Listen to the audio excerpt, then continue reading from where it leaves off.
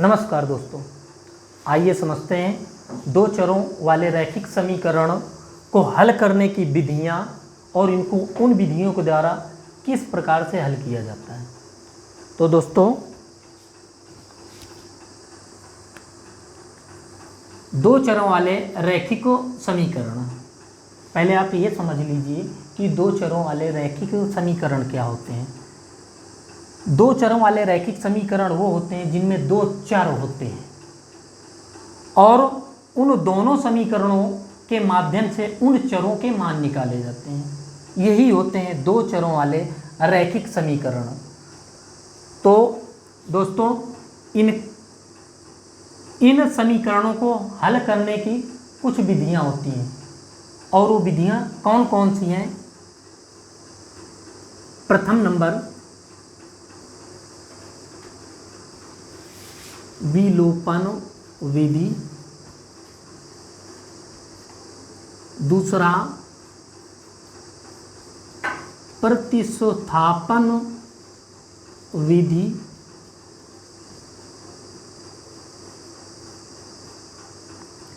तीसरा नंबर वज्र गुणन विधि, चौथा नंबर जो होता है ग्राफीय विधि।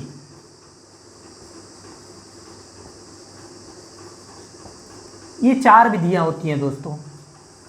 इन चारों विधियों के द्वारा जो दो चरों वाले रैखिक समीकरण होते हैं, रैखिक युग्म, उनको हम हल कर सकते हैं। तो दोस्तों, पहले देखते हैं विलोपन विधि क्या होती है। विलोपन विधि,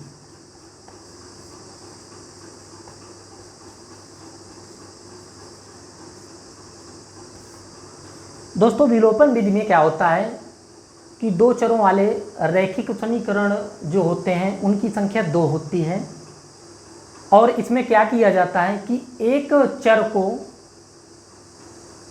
बराबर करके उसको विलुप्त कर दिया जाता है।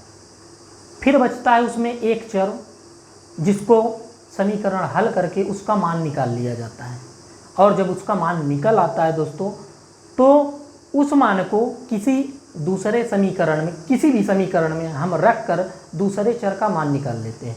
इस तरह से दोनों चरों के मान निकल आते हैं। तो दोस्तों, देखते हैं,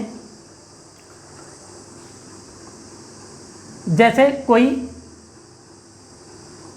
समीकरण लिया गया, किस तरह से समीकरण है, 3x - 5y इक्वल -9, इसको डाल दिया गया समीकरण नंबर फर्स्ट। कोई दूसरा समीकरण 2x + y = 7 और ये हो गया समीकरण नंबर सेकंड। यहाँ पर हम इन दोनों समीकरणों को विलोपन विधि से हल कर रहे हैं। तो अब दोस्तों, क्या होता है कि इसमें एक चर हमारा x है, दूसरा जो चर है वो हमारा y है।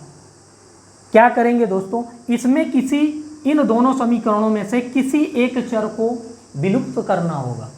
चाहे हम x को विलुप्त करें या फिर y को विलुप्त करें, परंतु ऐसे विलुप्त नहीं होंगे। कैसे विलुप्त होंगे?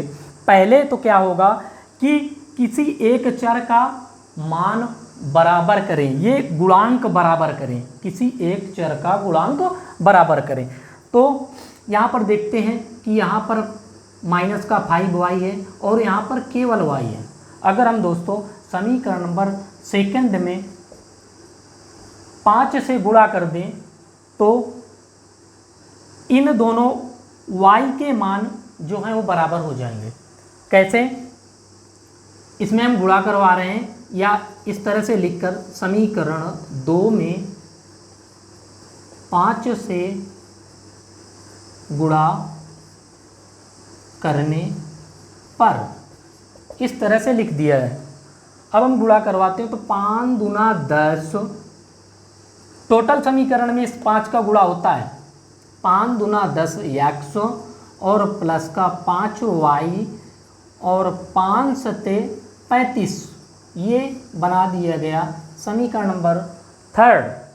अब इसको इसके पास में लिख देते हैं 3x माइनस का 5y इक्वल माइनस का 9, समीकरण नंबर फर्स्ट। अब हम देखते हैं दोस्तों, अब यहाँ पर जो मान बराबर किए गए, जिस चर के मान बराबर किए गए उसमें हम ये देखेंगे कि दोनों यदि धनात्मक हैं तो फिर क्या किया जाएगा, समीकरणों को घटाने पर, और यदि दोनों के मान ऋणात्मक हैं तब क्या किया जाएगा, तब भी समीकरणों को घटाने पर। अगर दोनों विपरीत चिन्ह में प्राप्त होते हैं, एक धनात्मक और एक ऋणात्मक, तो फिर क्या करते हैं कि दोनों समीकरण को जोड़ने पर इस तरह से एक चर जिसको हमने बराबर किया है वो विलुप्त हो जाता है। तो यहाँ पर देखते हैं कि ये प्लस का 5y है और यहाँ पर देखते हैं कि ये माइनस का 5y है, दोनों विपरीत चिन्ह में, एक प्लस में एक माइनस में। तो क्या करेंगे, यहाँ पर लिख दिया जाएगा जोड़ने पर। अब हम जोड़ने पर लिख दिए, अब इनको जोड़ा जाएगा तो एक प्लस एक माइनस से दोनों कट जाएंगे, समाप्त हो जाएंगे, विलुप्त हो जाएंगे। यहाँ पर इन दोनों को जोड़ देते हैं, ये दोनों धन में हैं, दोनों जुड़ेंगे तो 10 3 13 13x बराबर, यहाँ पर क्या होता है 35 में 9 घटाया जाएगा, धनात्मक है ये ऋणात्मक है, तो धनात्मक पद में ऋणात्मक पद घटाया जाएगा तो कितना प्राप्त होगा, प्लस का 26। अब x बराबर, ये इधर जो x का गुणांक होता है जब उसका मान निकालना होता है दोस्तों तो दूसरी तरफ ये भाग में चला जाता है, तो 26/13, 13 दूनी 26, इस तरह से x बराबर 2 प्राप्त हुआ। अब इस 2 जो x का मान 2 प्राप्त हुआ है इसको हम किसी भी समीकरण में रख कर दूसरे चर का मान प्राप्त कर सकते हैं। तो हम क्या करते हैं दोस्तों, x का मान समीकरण सेकंड में रखने पर हम दूसरे समीकरण में रख रहे हैं, x का मान जो प्राप्त हुआ है उसको इस समीकरण में रख रहे हैं। तो क्या हुआ, 2 × 2 प्लस y इक्वल 7, यहाँ पर हो गया 4 प्लस y इक्वल 7। अब क्या करते हैं दोस्तों, जिसका मान निकालना होता है उसको हम बाएं पक्ष में रखते हैं, बाकी जो भी पद होते हैं उसको हम दाएं पक्ष में कर देते हैं। तो y बराबर 7 माइनस का 4, और दोस्तों पक्षांतर करने में होता क्या है, जो पद एक पक्ष से दूसरे पक्ष में जाता है उसका चिन्ह परिवर्तित हो जाता है, अर्थात यदि वो धनात्मक है तो दूसरे पक्ष में जाएगा तो ऋणात्मक हो जाएगा, और यदि वो ऋणात्मक है तो दूसरे पक्ष में जाएगा तो धनात्मक हो जाएगा। अब यहाँ पर देखते हैं दोस्तों, यहाँ पर प्लस का 7 है और माइनस का 4 है, तो ये इसमें घटेगा, तो y बराबर 3 और x बराबर प्राप्त हुआ था 2।